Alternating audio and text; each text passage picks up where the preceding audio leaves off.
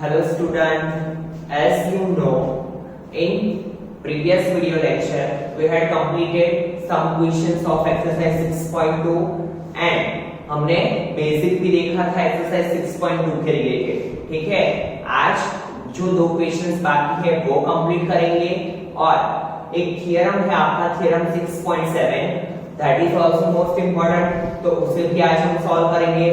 But ये question start करने से पहले फिर से थोड़ा बेसिक पे ध्यान दे देते हैं ताकि ये क्वेश्चन सॉल्व करने से पहले आपको वो सब रिमाइंड हो जाए। ठीक है, और ये क्वेश्चन आपको करने में इजी रहे। ठीक है, तो चलिए स्टार्ट करते हैं। सबसे पहले हमने क्या देखा था if two lines are parallel to each other and one line is intersect two lines at two different points, two distinct points, then it is known as transversal.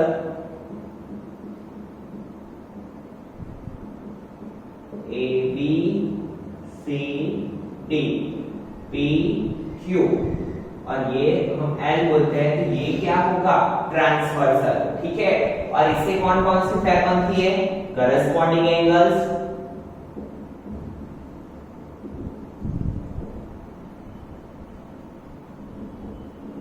alternate angles and interior angles। ठीक है, तो चलिए एक बार फिर से देखते हैं कि करस्पॉन्डिंग एंगल कैसे बनते हैं। अगर हम इसे नेम दे देते हैं 1 2 3 4 5 6 7 एंड 8, तो आपको पता है जो L जैसा बनता है 1 and 5 both are equal। ठीक है, ये क्या है करस्पॉन्डिंग एंगल्स। तो angle 1 is equal to angle 5 same as angle 2 is equal to angle 6।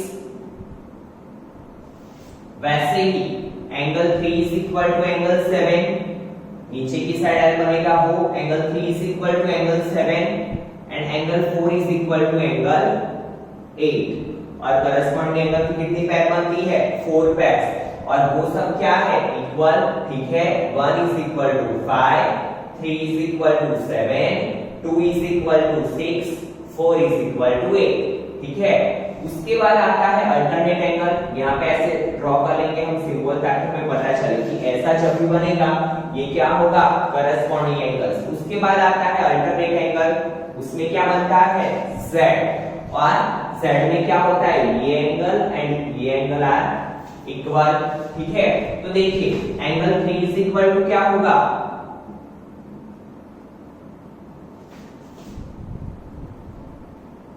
Angle 3 is equal to क्या होगा एंगल 6। वैसे ही एंगल 4 इज इक्वल टू क्या होगा 5, बिकॉज यहाँ पे SZ बन रहा है, यहाँ से SZ बन रहा है। ठीक है, तो 3 is equal to 6, 4 is equal to 5। But ये तो बात हुई इंटीरियर एंगल्स की। एक्सटीरियर एंगल्स में क्या होगा, तो 1 is equal to 8, angle 1 is equal to 8, और वैसे क्या होगा angle 2 is equal to angle 7। ठीक है, ये किसकी बात हो रही है एक्सटीरियर एंगल की। तो अल्टरनेट एंगल में भी कितनी पैर बन रही है 4, but 2 are interior angles and 2 for exterior angles. ठीक है, उसके बाद बात करते हैं हम इंटीरियर एंगल्स की। Interior angles on the same side of transversal.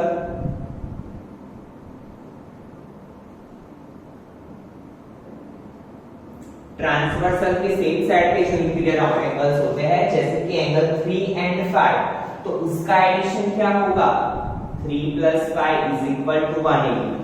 ठीक है, ट्रांसवर्सल के सेम साइड पे जो एंगल्स होते हैं उनका एडिशन क्या होता है 180। वैसे ही एंगल 4 प्लस एंगल 6 क्या होगा इट इज ऑल्सो 180। ये दोनों का एडिशन भी क्या होगा 180। ठीक है, तो आई होप सो फिर से आपको ये रिवाइज हो चुका होगा। Now we will see question number 4। ठीक है, जो हमने कल बाकी रखा था। आज के क्वेश्चंस भी बहुत ही इजी है, अच्छे से ध्यान देना ताकि आपको इजीली समझ में आ जाए।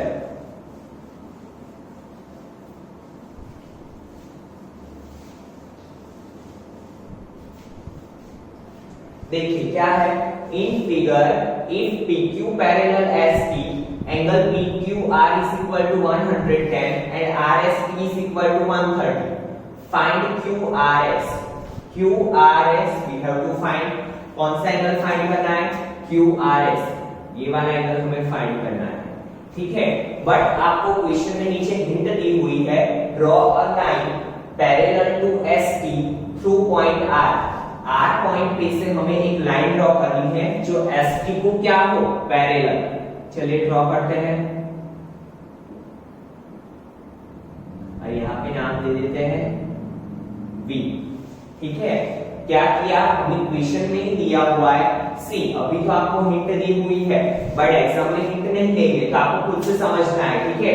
क्या बोला है हमें, draw a line parallel to ST. ST के पैरेलल एक लाइन ड्रॉ करनी है फ्रॉम पॉइंट R, ठीक है। तो हमने लाइन ड्रॉ कर दी। Now what we have to find, we have to find QRS. वो कैसे मिलेगा? तो देखिए हमारे पास दो चीजें हैं, ये है 110, ये है 130। तो इस पे से हमें QRS कैसे मिल सकता है? तो जो मैंने आपको बोला है कि हर बार हम देखेंगे कि कौन सी वैल्यू दी हुई है, जो वैल्यू दी हुई हो उससे हम स्टार्ट करेंगे। तो देखिए यहाँ पे हमारे पास 130 है, ST and RB both are parallel to each other. तो ऐसा क्या हुआ, ऐसा क्या होगा, ऐसा इज ट्रांसवर्सल। और आपको पता है जैसे ये दो लाइन पैरेलल थी और यहाँ पे ट्रांसवर्सल हो, तो ये इंटीरियर एंगल्स का एडिशन क्या था, 180, ठीक है। तो इसमें ये हमारे पास 130 है, तो इजीली हम इतना फाइंड कर सकते हैं, ठीक है। तो यहाँ पे लिखेंगे we have given that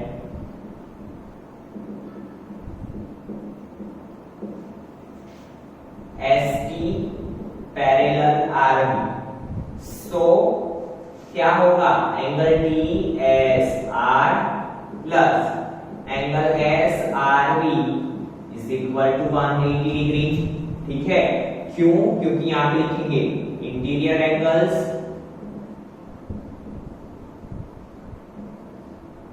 on the same side of transversal,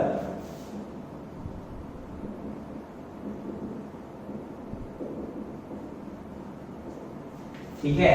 क्या होगा, TSR plus SRB is equal to 180 because interior angles on the same side of transversal.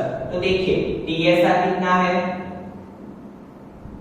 130 plus SRB we have to find,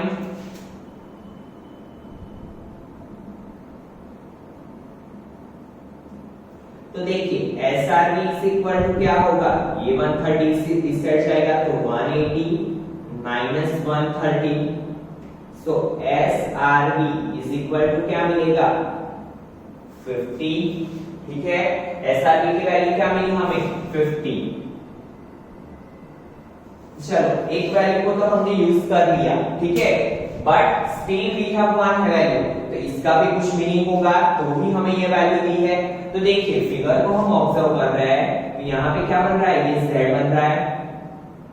तो if it is 110 then it is also 110, but ये क्या होगा, पूरा angle होगा 110, ठीक है। अगेन समझिए student, क्यों, क्योंकि यहाँ पे हमें दिया हुआ है PQ पैरेलल ST, पहले से ही PQ ST के पैरेलल है और ST किसके पैरेलल है, RB के। तो PQ किसके पैरेलल होगा, RB का, ठीक है। और यहाँ पे हमने देखा कि क्या बन रहा है, z बन रहा है, ठीक है। तो if PQR is equal to 110 then QRB is also 110। तो यहाँ पे लिखेंगे हम from figure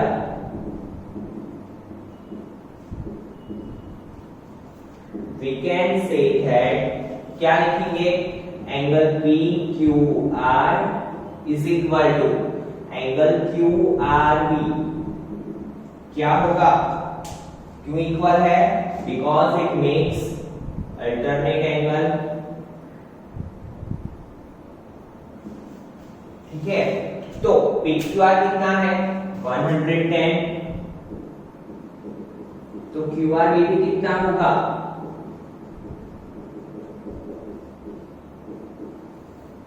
QRB भी कितना होगा, 110 होगा। PQR 110 है तो QR भी कितना होगा 110। बट हमें कौन सा एंगल फाइंड करना है QRS, कौन सा एंगल फाइंड करना है हमें QRS। तो देखिए अगर हम QRV में से SRV को सब्ट्रैक्ट कर ले, यहाँ पे अलग से मैं फिगर बना रहा हूँ इतने की ऐसे दिया हुआ है हमें QRV, ठीक है, और यहाँ पे है S। QRV में से हम अगर ये एंगल को सब्ट्रैक्ट कर ले तो हमें ये एंगल मिल जाएगा। पूरे ये एंगल में से अगर इसको हम सब्ट्रैक्ट कर ले तो हमें कौन सा मिलेगा QRS, ठीक है। और QRV को हम क्या बोलेंगे एडजेसेंट एंगल। क्यों? क्योंकि ये दो एंगल से बन रहा है, ठीक है। QRV दो एंगल से बन रहा है, कौन से QRS प्लस SRV, ठीक है। तो QRV क्या हुआ एडजेसेंट एंगल। यहां पे लिखेंगे फ्रॉम फिगर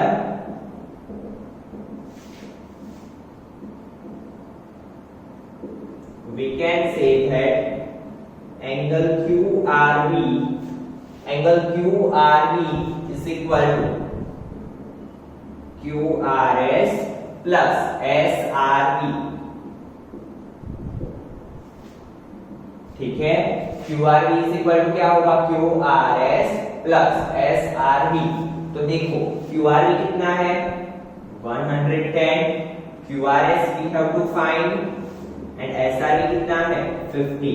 तो angle QRS is equal to क्या होगा 110 minus 50, so QRS is equal to 60 degree. तो हमें हमारा आंसर मिल गया। फिर से समझिए स्टूडेंट, बहुत इजी क्वेश्चन था। मैंने आपको पहले भी बोला है कि आपको क्या करना है, एक तो फिगर ऑब्जर्व करनी है और सेकंड चीज क्या है कि हमें जो वैल्यू दी हुई हो वहां से हम स्टार्ट करेंगे, ठीक है। तो यहाँ पे हमारे पास दो वैल्यूज थी, एक तो था 110 और एक था 130, और हमें हिंट में क्या दिया था draw a line parallel to ST through point R। तो हमने सबसे पहले पैरेलल लाइन ड्रॉ किया, ठीक है, that means ST parallel R। तो हमने देखा कि यहाँ पे देखो क्या बन रहा है interior angles on the same side of a transversal. तो ये दोनों का एडिशन क्या होगा 180, तो 130 plus TSR plus SRV is equal to क्या होगा 180। दैट मींस SRV क्या मिला हमें, SRV कितने का मिला 50 डिग्री का, ठीक है। SRV की वैल्यू मिल गई 50 डिग्री। उसके बाद हमने देखा कि we have still one another value, ठीक है, एक और वैल्यू है हमारे पास कौन सी PQR की। तो देखो PQR एंड QRV Z बना रहे हैं और Z किसमें बनता है अल्टरनेट एंगल में। तो if it is 110 then it is also क्या होगा 110। If PQR is equal to 110 then QRV is also 110। तो हमें मिल गया QRV कितना मिला 110। फिर हमने देखा from figure we can say that QRV is equal to क्या है QRS प्लस SRV, ठीक है। QRV दो एंगल से बन रहा है, कौन से QRS एंड SRV। QRV की वैल्यू क्या है 110, QRS का QRS, SRV की जगह पे क्या रखा 50। तो QRS इज इक्वल टू क्या होगा, ये 50 को इस साइड ले लो, so it become -50। तो QRS is equal to 60 degree and that we have to find, ठीक है। Now see उसके बाद question number 6, question number 5 we had already done in previous lecture।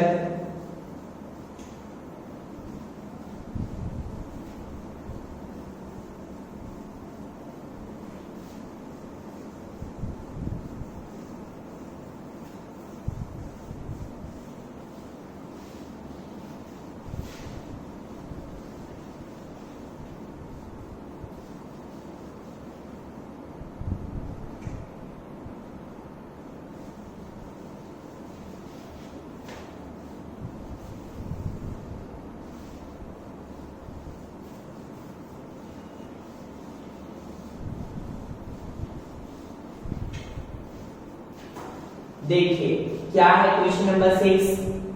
In figure PQ and RS are two mirrors placed parallel to each other. हमें figure दिया हुआ है PQ and RS are mirror, ठीक है, और दोनों क्या है एक दूसरे के पैरेलल। तो चलिए ड्रॉ करना स्टार्ट करते हैं।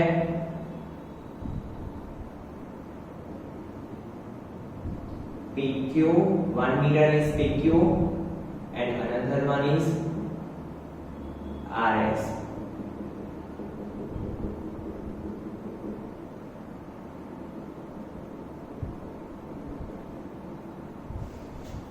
ठीक है, an incident ray AB strikes the mirror PQ at B.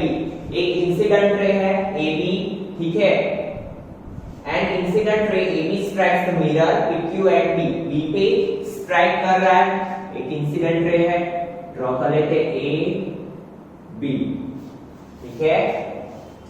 The reflected ray moves along path BC and strikes the mirror RS at C. और फिर क्या हो रहा है, B पे से वो रिफ्लेक्ट होके RS मिरर की ओर जा रहा है और कहां पे स्ट्राइक कर रहा है, पॉइंट C पे. The mirror RS at C and again reflects back along CD. और यहां से अगेन रिफ्लेक्ट होके कहां पे जा रहा है, D पे, ठीक है. Prove that AD parallel CD. हमें क्या प्रूव करना है, AD पैरेलल CD. ये और ये दोनों पैरेलल है, वो चीज हमें दिखानी है, ठीक है. तो देखिए सबसे पहले हमें दिया क्या है, PQ पैरेलल RS. तो यहां पे लिखते हैं we have given that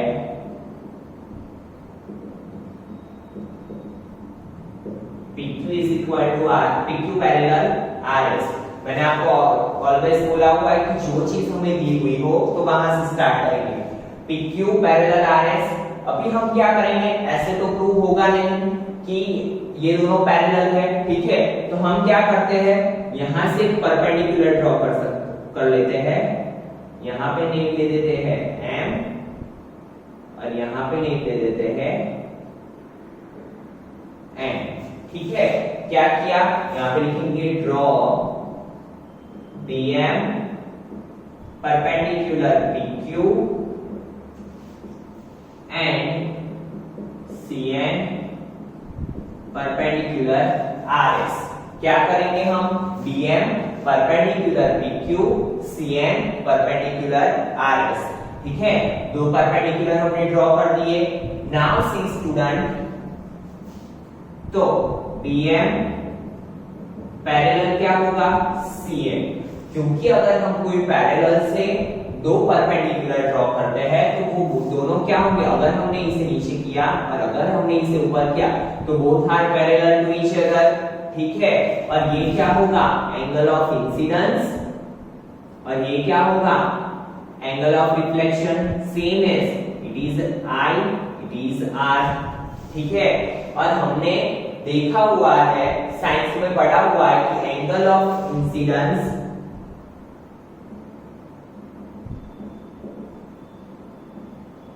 is equal to क्या होता है, एंगल ऑफ रिफ्लेक्शन. ये हमने साइंस में पढ़ा हुआ है, ठीक है, कि angle of incidence is equal to angle of reflection होता है. तो देखिए यहां पे क्या होगा, angle ABM, laws of reflection में आपने पढ़ा होगा साइंस में. तो ABM is equal to MBC, ठीक है. और सेम एज क्या होगा, BCN, ठीक है, सॉरी MBC, ठीक है. क्या होगा, BCN, यहां पे लिख लेते हैं BCN is equal to NCD, ठीक है. फिर से समझिए स्टूडेंट, क्या था, angle ABM is equal to MBC. Same as क्या होगा, BCN is equal to NCD. Now from figure we can say that,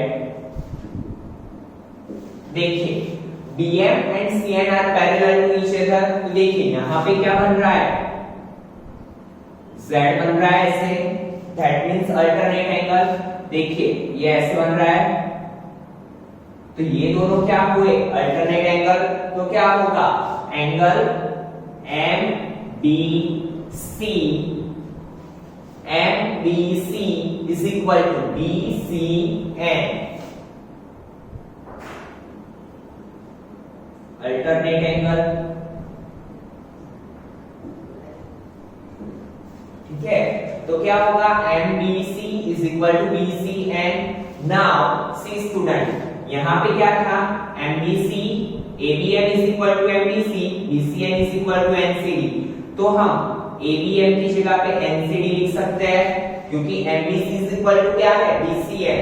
तो MBC की जगह पे मैं क्या लिख सकता हूँ, NCD. क्यों ऐसा लिखा बाद में मैं बताऊंगा, यहाँ पे लिख लेते हैं, we can say that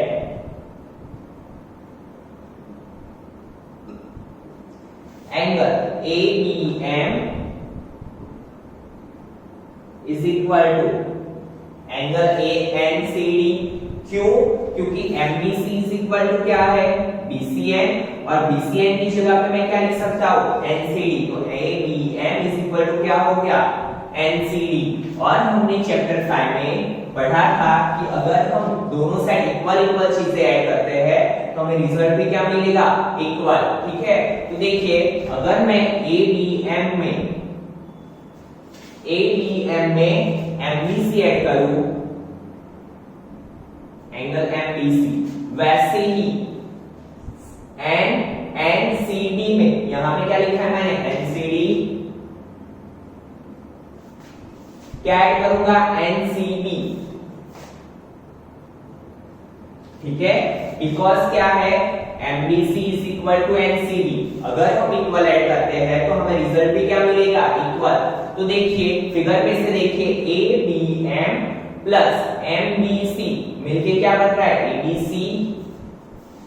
यहां पे लिखेंगे, so angle ABC is equal to, वैसे ही BCN प्लस NCD होके क्या बन रहा है, BCD. और देखिए ये क्या हुआ, ABC BCD, Z बना रहा है। Z कब बनता है, अल्टरनेट एंगल कब इक्वल होते हैं, दैट मींस ये क्या हुआ, अल्टरनेट एंगल्स। और अल्टरनेट एंगल कब बनते हैं, जब दो लाइंस एक दूसरे के पैरेलल होती है तब। तो यहां पे लिखेंगे, so we can say that AB parallel CD, क्योंकि अल्टरनेट एंगल तभी बनता है जब दो लाइंस क्या हो, एक दूसरे के पैरेलल, ठीक है। थोड़ा स्टूडेंट ये इक्वेशन कॉम्प्लिकेटेड है, क्योंकि इसमें क्या हो रहा है, मैथ्स एंड साइंस दोनों के कॉन्सेप्ट यूज हो रहा है। बट एक बार फिर से अच्छे से समझ लीजिए ताकि आपका कॉन्सेप्ट क्लियर हो जाए। देखिए हमने क्या किया था, सबसे पहले PQ पैरेलल RS, तो हमने उसका यूज किया, we have given that PQ parallel RS। फिर हमने क्या किया, BM एंड CN दो परपेंडिकुलर ड्रॉ किए। तो हमने देखा BM और CN अगर हम दो परपेंडिकुलर ड्रॉ कर रहे हैं तो BM एंड CN क्या है, दोनों एक दूसरे के पैरेलल। दैट मींस क्या होगा, देखिए MBC is equal to BCN because it makes a set and it is a pair of alternate angle. तो MBC is equal to BCN. फिर क्या कॉन्सेप्ट लगाया हमने साइंस में ऑलरेडी पढ़ा हुआ है कि angle of incidence is equal to क्या होगा, एंगल ऑफ रिफ्लेक्शन।